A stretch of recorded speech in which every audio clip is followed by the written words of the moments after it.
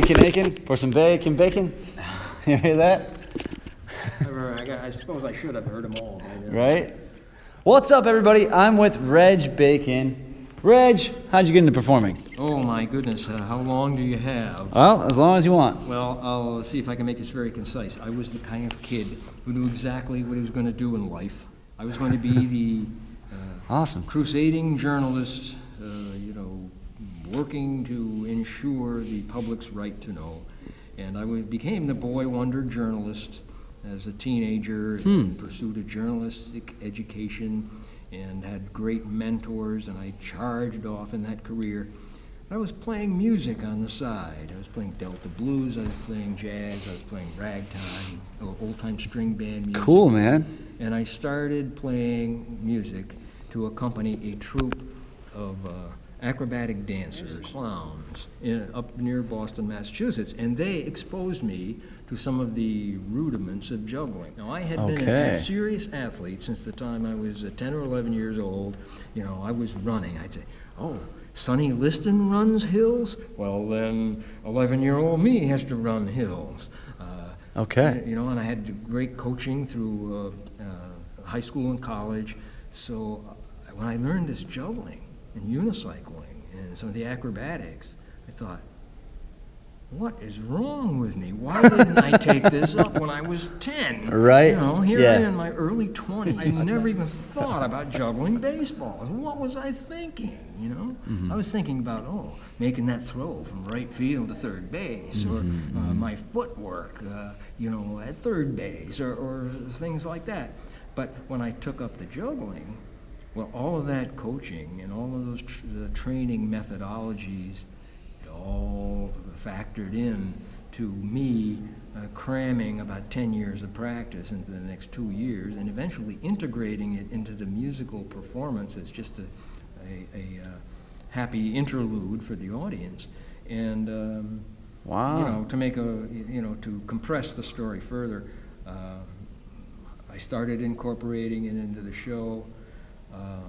So you started using your music and your juggling together. And then when my wife joined the show, who, L.J. Newton, she's one of the fastest jugglers on the planet. Wow. And we developed this razzle-dazzle two-person passing act. Cool. With the comic male-female dynamic, where the stupider I looked, the better the show was. And in order to integrate that at best into a unified show, we adopted this early 20th century vaudeville theme. Okay, cool. Where I kind of dropped the Delta blues and the old-time string band music, concentrated on the jazz and ragtime, concentrated on the vaudeville specialties of early 20th century jugglers. So I made myself into a expert in hat and cane manipulation. Wow. I had some great mentors. I became a comedy tap dancer, which I never could have predicted for myself. Cool. I learned from a fellow by the name of Sammy Lyman, who himself was a student in the master classes by Bojangles Robinson. So I got a little artistic lineage there, you know. Awesome, man. Awesome. So can you tell me the name of what? The name of the show that we did was called the Goodtime Ragtime Vaudeville Revival, and we worked theaters all across the U.S. and Canada. Okay, we worked awesome. Fairs and festivals and what I call the corndog circuit. Schlepping our stuff all over creation. That's awesome. Juggling act, and maybe I was telling you a few minutes ago that when my wife and I sometimes reminisce about it now. After we were on the road for 27 years. Wow, 27 years. We didn't kill each other. That's a long time.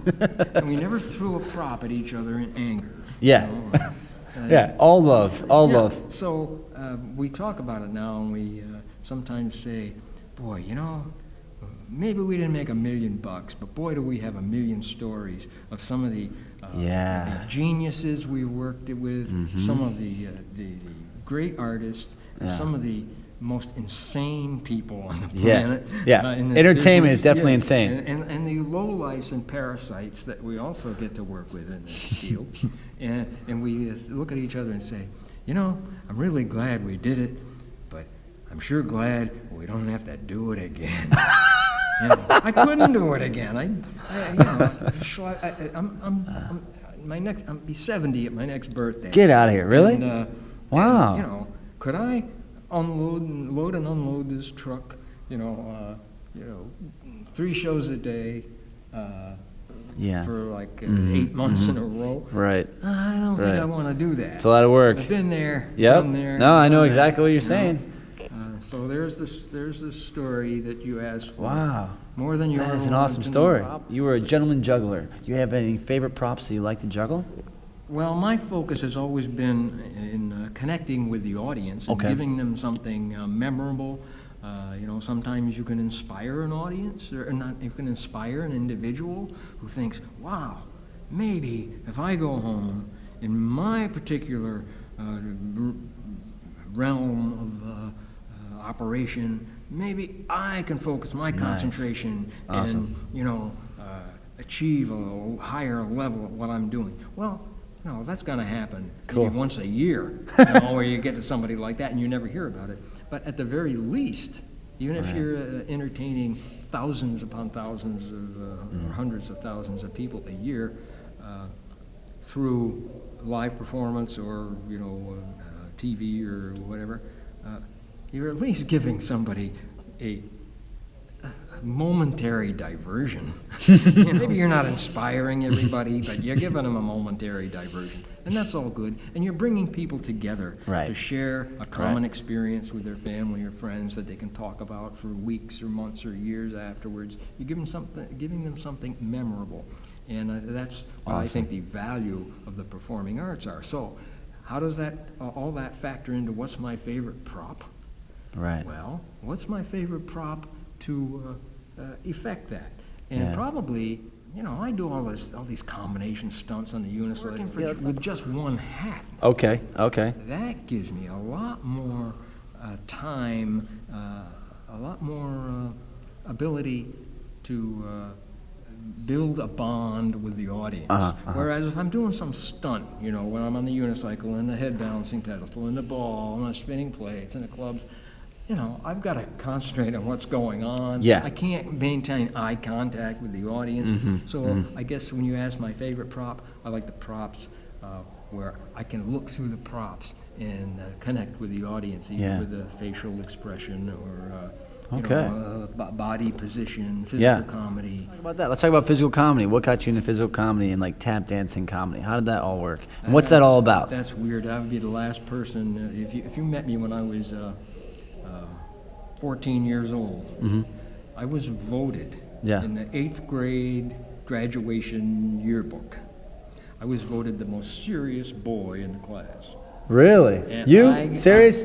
No way. This long career as a comedy juggler and a physical comic. And, I still have the moves, the comedy dance moves, but I never could have predicted that. I think maybe when you have an open mind and swallow up all these experiences, you can learn about yourself and learn about maybe potentials that you didn't even have. Right. And when I opened up my mind, it connected me back to all the Charlie Chaplin and Buster Keaton and Bugs Bunny and Tom and Jerry cartoons that I saw when I was 4 and 5 years old. That is the root of physical comedy. Yeah, man. Laurel and Hardy and all that stuff. I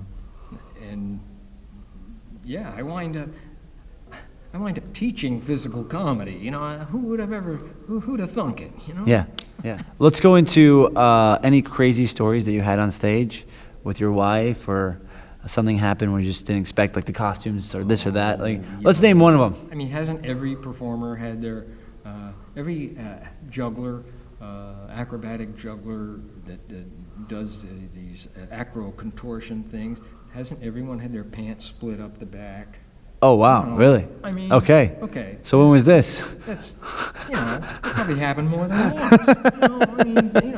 That's not even worth talking So about. of course How you wear the about- same colored underwear for the same colored pants, correct? How about That's the rule. contact lenses popping out in the middle of a routine? Oh man, that's the worst. Well, I remember one time I was doing the cigar box routine, Yeah. and I get to this routine where I pretend to get stuck, with the boxes with one under one leg, and I'm hopping around and doing an endless pirouette on one leg. Okay. With the cigar boxes. Wow. And a contact lens pops out, and I'm lucky enough it pops out right on top of the middle box. Okay. So I pin the box against my leg, take the contact lens, do another half pirouette, hand it to my wife, and finish the routine. I think, well, I got through that okay. I saved that contact lens, and then I realized. Lucky you. Then I realized. Lucky I got you. one eye Oh, in, that's one great. eye out. Yeah, right? Oh, now we have to do our two-person. This is gonna be fun. routine. Oh no. Yeah, yeah. If you do it long enough, you're gonna have. Yeah.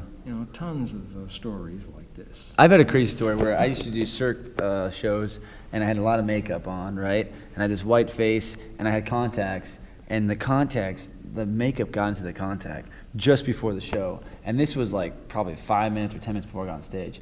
My eyes started getting so red, but they were like, all right, Lucian, you're on stage. And I'm doing my show, and imagine this, like kind of a mime white face, and these red eyes. I look like a devil on stage, tearing, and I'm like, oh, okay, let's just do the act. Bright lights on me, big arena. I remember it was, oh my gosh, it was Florida University's like theater. It was a big stage, and it was just like, all right, I'm gonna do it. I'm just gonna do it, and I finished the act, and landed the props and landed the juggling. Had a great show, and after the show, I was like, that's it. I'm getting LASIK. That's it. I'm like, no more. So I got LASIK now, but it's like no more, contact lenses. It was just, that stuff is the worst. You're right. Things like that, but that happens all the time. You don't expect. Those kind of things always happen in show business, and sometimes it can be fun. Sometimes it's that story. That one time when this and that, and it keeps it more exciting. It keeps doing this show business and this world of entertainment so much more fun because you're like, wow, we did this, we did that, and if you can surpass that and say, okay, look at this as an opportunity to try something new.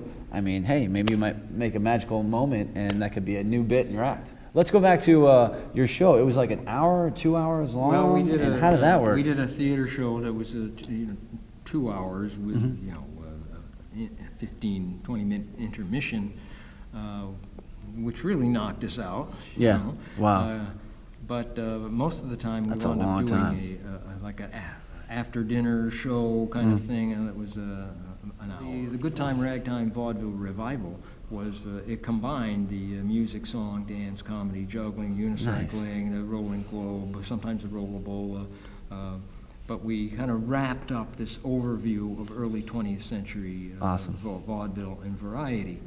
So we were like moving targets, if the audience Cool. felt that, or if we were, had a bad case of the drops in one particular routine, well, and we're going to move on. We're just moving on to the next routine. And Right. my wife was such a fabulous juggler that even if I was doing the hot shot solo bits, if I messed up, I mean, she was like She's a machine. She was very dependable technically, and we passed very fast. Cool. We didn't pass 10 clubs, but when we were doing 6 and 7 clubs, people's eyes were popped out. We were able to do that clean and finish every show really clean. That's great. So it's not really just about the tricks or the juggling. It's more about connecting with the audience. Absolutely. Even though we all strive to reach the limits of our own individual human capability, and we should, and we admire that in others. Even so, I think the real value of juggling in performance, so we can connect with our general audience, is exploring our common human fallibility, rather than just always focusing on the perfection. Because if you juggle, you're going to drop. That's one of the truisms, right? Maybe in a show. I hate when that happens, right? You're on a good run. You don't want to drop, and you could Right. go, for weeks without dropping, and that happens. But I think when we do reveal some of our human fallibility, either by accident or by theatrical contrivance, you wind up pulling the audience closer to you. Nice. Because they can relate more easily to that human fallibility that we all share. Right. You know, everybody stubbed their toe on the sidewalk. Everybody's, dropped the dish on their way to the dishwasher, or everybody's, spilled the top scoop of the ice cream cone. Oh, you know? that's the worst. We've all done it. But how do you react? Right, You know, right. there are myriad personality types who react to things differently, and you can get a lot of mileage out of just poking fun out of the different ways that our human brethren react to That's all fun, this. and it makes it fun. It makes it entertaining. Fun. You can do some physical comedy and whatever you want to do to make that reaction And fun again- for the audience. And again, you're bringing that audience closer to you. Right. That's in a a way that, great way to think about it. If you're just plant your feet and square your shoulders and look up at the ceiling, and you're putting up your 11 rings, I mean, that impresses me. I love it and have an immense respect for those who do. But I think for the general audience, they appreciate it for a few seconds while it's happening, and then, on to the next thing. Yeah. They don't. And what? They don't strengthen that bond that makes the experience memorable. Yeah, that's great. That's my soapbox is getting too high. I'm afraid I'll fall off. I think that's such a great way to look at it too, because when we look at performing, it's all about being a performer first and then your skill or juggler second. That's the way I look at it. And it's so important to connect with the audience and show whatever story or character you have so they can really relate to you. And then whatever you do, they're with you. They're with you on that journey and that act and that show. And that's a great way of putting it. Last but not least, what has performing given back to you? I'm sorry if I'm repeating myself, but my wife and I will sometimes discuss this and say that, maybe we didn't make millions of dollars. I mean, we've got our house, with our practice studio. We're okay financially, luckily, starting from zero, So maybe we didn't make millions of dollars, but damn, we sure had millions of stories. Yeah, that's such a great way to look at it too. Priceless. So it's been priceless. It's been priceless. It certainly makes for a very full life, and it's not over yet. Right. That's what's fun There's about still it. more coming. I mean, we're here at the IJA 2018. We're seeing all this great juggling. We're seeing all this great acts. We're seeing all this great creativity, and it just makes my mind just go more with more ideas to go back home and work on new acts. And that's the thing about performing. It's always something new and something fresh. And this event coming here for me, Yeah. it's like a family reunion in the best sense of the Right, word. all your friends, man. I got a big family here. Yeah. Let me talk about this pen you have. You have the ringling pen. Yeah, Tell me something about that. I did had my stint with Ringling Brothers when Tim Holst used to engage me and some colleagues for special promotion kind of events. Yeah. And I'm still in mourning. That's why Yeah. I'm wearing this. And any thoughts on that? What we thought about ringling and the performing and how the world has kind of changed now? Well, time marches on, and things change. Technology changes. In turn, values change. Right. Habits change. Lifestyles change. And sometimes the public opinion outdistances particular wisdom. Right. And Yeah. okay, this is business, and you gotta follow that public opinion. And they decided to fold up their tent because it just wasn't financially feasible, Right. Yeah. and it was a public relations horror for them and to keep going with the circus. And It's kind of sad, even right? Even though they won in the courts, But the show must go on. The show goes on. The show must go on. There's other circuses and there's other things, and there's a lot of work for other people in other places. And you know, if you're good at what you do, you always have work, and you always have more performing in other realms around there. You know, other venues and more circuses to come for the future too. Last year, about a year ago now, my wife and I were down in Washington D.C. for the Smithsonian Circus Festival, and went to this all-day seminar at the National Endowment for the Humanities. Oh, great! On the future of the American circus, and we had all these scholars and you know, the veteran presence. Nice. That were giving their 2 cents, but it was very heartening to see so many representatives from all the circus academies across the U.S. and Canada. Very cool. Which certainly made me feel optimistic about the future of the circus, even if you know, we don't have you know, the performing animals. You know, it's the great traditions of the human performance and you know, the pushing to the limits of human capability. That's still going to be a feature of the circus, and I think that will be able to sustain itself somehow. Absolutely. Well, Reg, thank you for sharing your story. Now you guys can get out there and do some circus skills, have some fun. Check it out. Awesome. You can, Mr. Slim and LJ. You can have this one. Thank you, man. Looks and great. Let's see. I appreciate that. And you can have this one. Wow, this is awesome. This one's great. That one's great. Thanks, Reg. I really appreciate that. I mean, this is cool.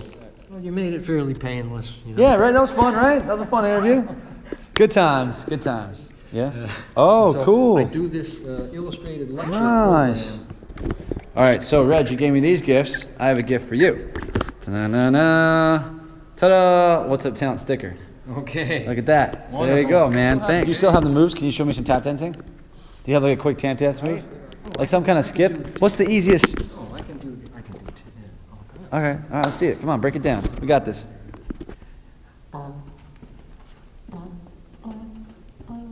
Nice. Nice. Get it, Reg.